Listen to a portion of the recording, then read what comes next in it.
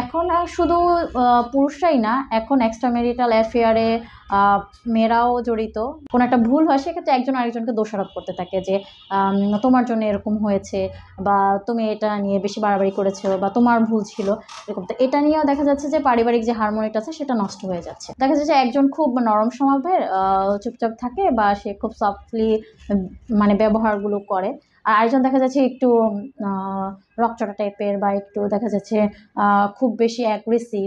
জটিলতাগুলো দেখা যাচ্ছে, সেটা স্যাটেল ম্যারেজের ক্ষেত্রেও দেখা যাচ্ছে, আবার অ্যাফেয়ার ম্যারেজের ক্ষেত্রে দেখা যাচ্ছে। এখন আমরা এটা চিন্তা করতে পারি অনেকে যে না, অ্যাফেয়ার ম্যারেজের ক্ষেত্রে তো এই ধরনের সমস্যা হওয়ার কথা না, কিন্তু না, তারপর আমরা পাচ্ছি।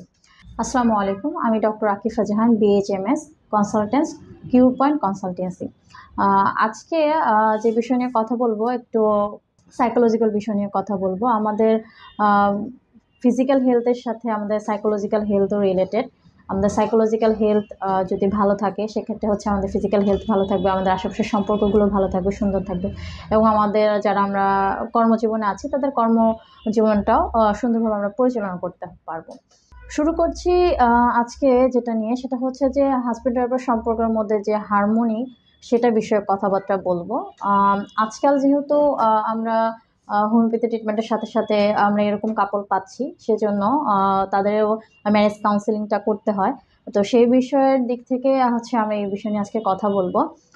তো দেখা যাচ্ছে যে অনেক কাপলই পাচ্ছি আমরা এরকম, যাদের মধ্যে হচ্ছে এই জটিলতাগুলো দেখা যাচ্ছে, সেটা স্যাটেল ম্যারেজের ক্ষেত্রেও দেখা যাচ্ছে, আবার অ্যাফেয়ার ম্যারেজের ক্ষেত্রে দেখা যাচ্ছে। এখন আমরা এটা চিন্তা করতে পারি অনেকে যে না, অ্যাফেয়ার ম্যারেজের ক্ষেত্রে তো এই ধরনের সমস্যা হওয়ার কথা না, কিন্তু না, তারপর আমরা পাচ্ছি। এখন আমরা আসলে কি কি রিজন দেখতে পাচ্ছি এখানে। প্রথমে যে রিজনটা দেখতে পাচ্ছি সেটা হচ্ছে ইন লস, মানে হচ্ছে শ্বশুরবাড়ির লোকদের নিয়ে ঝামেলা। দেখা যাচ্ছে আমরা জানি যে হচ্ছে বিয়ে মানে হচ্ছে যে শুধু দুটো মানুষের মধ্যে সম্পর্ক নয়, দুটো পরিবারের মধ্যে একটা সম্পর্ক।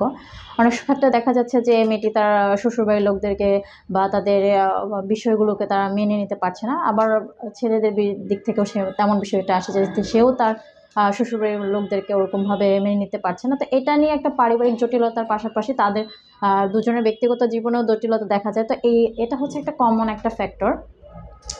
আবার আমরা আরেকটা জিনিস যেটা দেখতে পাচ্ছি সেটা হচ্ছে ইগো কনফ্লিক্ট। আজকাল দেখা যাচ্ছে যে ছেলে মেয়ে দুজনেই পড়াশোনা করছে, এবং অনেক সময় না, মানে আমাদের এখন মানে প্রেক্ষিতটা যেরকম হয়ে গেছে সেটা হচ্ছে যে মেয়েদের একটু দেরি করে বিয়ে হচ্ছে। একটার একটা পজিটিভ সাইনও আছে, যেমন হচ্ছে কিছু ম্যাচুরিটি, তাদের মধ্যে ম্যাচুরিটি গেইন হয়, অ্যাডাপটিভ অ্যাবিলিটিটা আসে। তার সাথে সাথে আরও কিছু সমস্যা দেখা দেয়, সেটা হচ্ছে যে ইগো একটা ফ্যাক্টর হিসেবে দাঁড়ায়।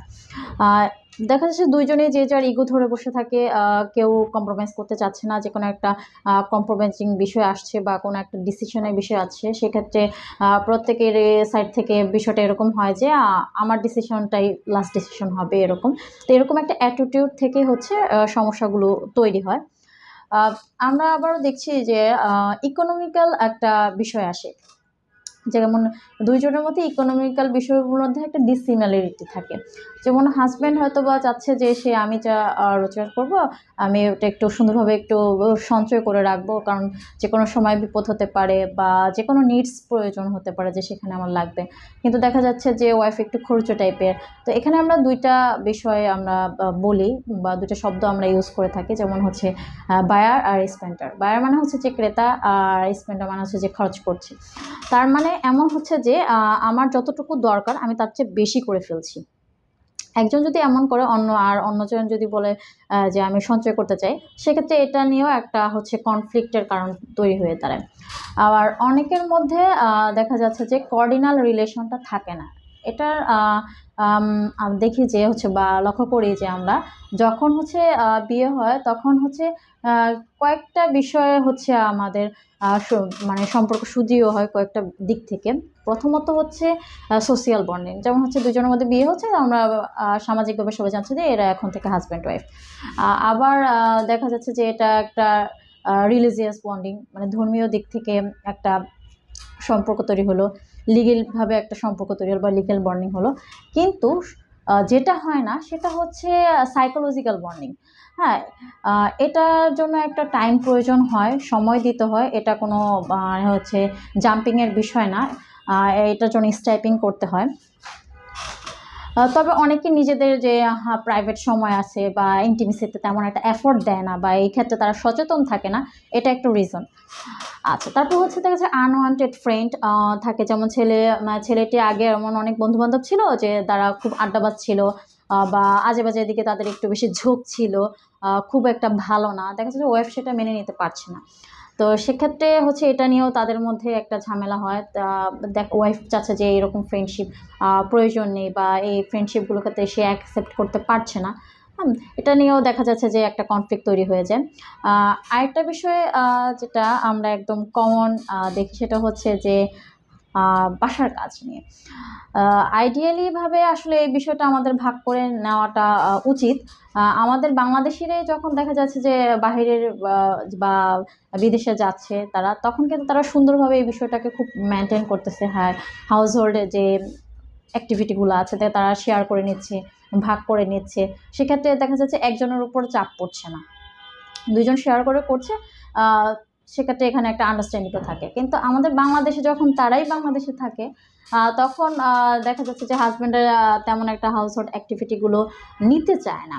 হ্যাঁ, আবার মহিলারা দেখা যাচ্ছে অধিকাংশ ক্ষেত্রে এখনও মহিলারা চাকরি করছে, তো তাদেরকে হচ্ছে দুটো চাপ নিতে হয়। একটা হচ্ছে হাউস হোল্ড অ্যাক্টিভিটিও করতে হচ্ছে, আবার বাইরে চাকরির যে অ্যাক্টিভিটিগুলো আছে বা রেসপন্সিবিলিটি আছে সেগুলোও করতে হচ্ছে। সেক্ষেত্রে তাদের উপর একটা চাপ পড়ে যাচ্ছে। তো তাদের উপরে যখন একটা লোড পড়ে যায়, তখন সে তো আর হ্যাপি থাকতে পারবে না। তো সে কীভাবে হ্যাপি থাকবে?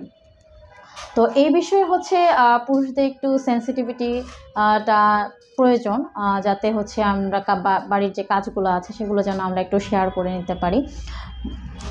তারপর যেটা আসে সেটা হচ্ছে যে প্যারেন্টিং স্টাইল। প্যারেন্টিং স্টাইলের ক্ষেত্রে দেখা যাচ্ছে যে অনেক সময় বাবা বা মা যে কোনো একজন হচ্ছে কড়া থাকে বা কড়া শাসন করে থাকে, একটু বকাঝকা দেয়, বা তার কাছে সে হচ্ছে ফিজিক্যাল পানিশমেন্টে বিশ্বাসী হয়ে থাকে, একটু বাউন্ডারি দিয়ে দেয়, লিমিটেশন দিয়ে দেয়। হ্যাঁ, এগুলো পছন্দ করে। সেটা অনেক ক্ষেত্রে বাবারা পছন্দ করে, অনেক ক্ষেত্রে মারা পছন্দ করে থাকে যে তারা এভাবে মেনটেন করবে তাদের বাচ্চাতে। আবার কিন্তু দেখা যাচ্ছে অপরজন সে একটু নরম, বাচ্চাদের একটু বোঝার চেষ্টা করে, চিন্তা করে যে বাচ্চাদের একটু ফ্রিডম দেওয়া উচিত, বা হচ্ছে বাচ্চাদের এত বকাঝকা করা উচিত না, এত শাসনে রাখা উচিত না। অতিরিক্ত যদি এরকম করা হয় সেক্ষেত্রে বাচ্চারাও একসময় বিরক্ত হয়ে যাবে। তাই এই যে দুইজনের প্যারেন্টিং স্টাইলের মধ্যে যে ডিফারেন্সটা, এই অসামঞ্জস্যতার কারণে দেখা যাচ্ছে কোনো তাদের বাচ্চা যদি একটা এদিক সেদিক কোনো কিছু একটা করে ফেলে বা কোনো একটা ভুল হয়, সেক্ষেত্রে একজন আরেকজনকে দোষারোপ করতে থাকে যে তোমার জন্য এরকম হয়েছে, বা তুমি এটা নিয়ে বেশি বাড়াবাড়ি করেছো, বা তোমার ভুল ছিল, এরকম। তো এটা নিয়েও দেখা যাচ্ছে যে পারিবারিক যে হারমোনিটা আছে সেটা নষ্ট হয়ে যাচ্ছে। তার পরবর্তীতে যেটা বলবো সেটা হচ্ছে অ্যাডিকশন। অনেকের ক্ষেত্রেই দেখা যাচ্ছে যে এরকম হাজব্যান্ড হয়তো বা বিয়ের পূর্বে অ্যাডিকশন ছিল, যেটা সে জানতো না, পরবর্তীতে সে জানতে পেরেছে। এটা নিয়ে একটা পারিবারিক ঝামেলা হয়, জটিলতা দেখা দেয়। তারপর আছে কমিউনিকেশন স্টাইল। কমিউনিকেশন স্টাইল দেখা যাচ্ছে এক একজনের এক এক রকম হতে পারে। সেম যদি হয় সেক্ষেত্রে জটিলতাটা কম থাকে। দেখা যাচ্ছে একজন খুব নরম স্বভাবের, চুপচাপ থাকে, বা সে খুব সফটলি মানে ব্যবহারগুলো করে। আর আরেকজন দেখা যাচ্ছে একটু রকচটা টাইপের, বা একটু দেখা যাচ্ছে খুব বেশি অ্যাগ্রেসিভ। তো এইরকম যদি হয় সেক্ষেত্রে হচ্ছে এই রিলেশনটা হচ্ছে টিকিয়ে রাখাটা একটু ঝামেলা হয়ে যায়, যে একটু সফট প্রকৃতি সেরকম। এরকম আমরা অনেক পেশেন্ট আজকে আসে বা আমরা পাচ্ছি, তাদের সাথে এরকম কথা হয় আমাদের, যে দেখা যাচ্ছে যে হচ্ছে মেয়েটা এরকম একটা ফ্যামিলি থেকে বিলংস করছে যেখানে হচ্ছে খুব সফিস্টিকেটেড ফ্যামিলি। হ্যাঁ, কিন্তু দেখা যাচ্ছে আসলে সে খুব ব্রাইট একজন মেয়ে, পড়াশোনা ভালো, খুব ভালো একটা এরিয়াতে আছে, কিন্তু দেখা যাচ্ছে হাজব্যান্ড একটু অ্যাগ্রেসিভ টাইপের। তো সেক্ষেত্রে তার প্রত্যেকটা ক্ষেত্রে তাদের একটু মেনটেন করাটা একটু ঝামেলা হয়ে যায়, বা তাদের মধ্যে একটু সমস্যা দেখা দিচ্ছে। পরবর্তী যে লাস্ট যে পয়েন্টটা বলবো সেটা হচ্ছে এখন খুব অহরহ বেড়ে গিয়েছে, এটার জন্য অনেক মানে জটিলতা ম্যারিটাল লাইফে আসছে, সেটা হচ্ছে এক্সট্রা ম্যারিটাল অ্যাফেয়ার। এখন আর শুধু পুরুষরাই না, এখন এক্সট্রা ম্যারিটাল অ্যাফেয়ারে মেয়েরাও জড়িত। পুরুষরা যেমন হচ্ছে বাহিরে কারোর সাথে এসে সম্পর্ক জড়াচ্ছে, এটা নিয়ে পারিবারিক যে ঝামেলা হচ্ছে। এখন আস্তে আস্তে দেখা যাচ্ছে যে বর্তমান প্রেক্ষিতে মেয়েরাও দেখা যাচ্ছে যে সেও একটা এক্সট্রা ম্যারিটাল অ্যাফেয়ার করছে, ওখানে টাইম স্পেন্ড করছে। এটা নিয়ে পরিবারে নানা ধরনের জটিলতা দেখা যাচ্ছে। তো এখন যে আমাদের যে ম্যারিজ লাইফ, সেই লাইফটাকে আমাদের সুন্দরভাবে যদি আমরা চালাতে চাই বা মেনটেন করতে চাই, সেক্ষেত্রে আমাদের এই যে ঝামেলাগুলো আছে বা যে জটিলতাগুলো সম্পর্কে আলোচনা করলাম, এগুলো নিয়ে আমাদের অবশ্যই সচেতন হওয়া উচিত, সেন্সিটিভ হওয়া উচিত। তাহলে হয়তো বা আমাদের যে পারিবারিক জীবন, সেই জীবনটা সুন্দর থাকবে। আমাদের পারিবারিক জীবন সুন্দর থাকলে আমাদের মেন্টাল হেলথ ভালো থাকবে, আমাদের মেন্টাল হেলথ ভালো থাকলে আমাদের ফিজিক্যাল হেলথ ভালো থাকবে। সবাই ভালো থাকবেন, সুস্থ থাকবেন। আজকের মতো এই পর্যন্ত। আসসালামু আলাইকুম।